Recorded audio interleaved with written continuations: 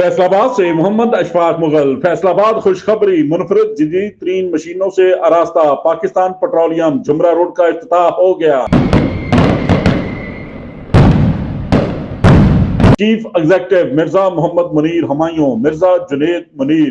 Petrol pump की खसूसियात मंसूर जावेद की जुबानी सुनिए। जी नाज़रीन, इस वक्त हमारे साथ ये नया आज पाकिस्तान पेट्रोलियम अटक पेट्रोलियम के नाम से जुमरा रोड के ऊपर पेट्रोल पंप का आगाज़ हो चुका है, जहां पर लोग मुख्तलिफ पंप से तेल डलवा रहे हैं। हमारे साथ इस वक्त मौजूद है मंसूर जावेद साहब। इनसे पूछेंगे कोई 100 रुपये का, कोई 200 का, कोई 500 का तेल ये धड़ाधड़ डलवा रहे हैं। तो तेल में कोई कमी पेशी या तेल में कोई ऐसा कोई सीन है?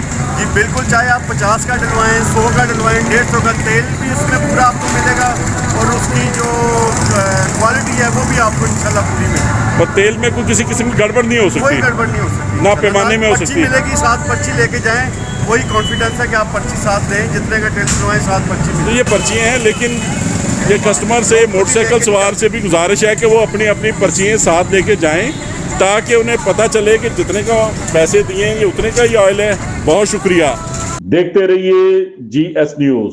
इस वीडियो को लाइक करें, हमारे चैनल को सब्सक्राइब कर बेल आइकन जरूर प्रेस करें।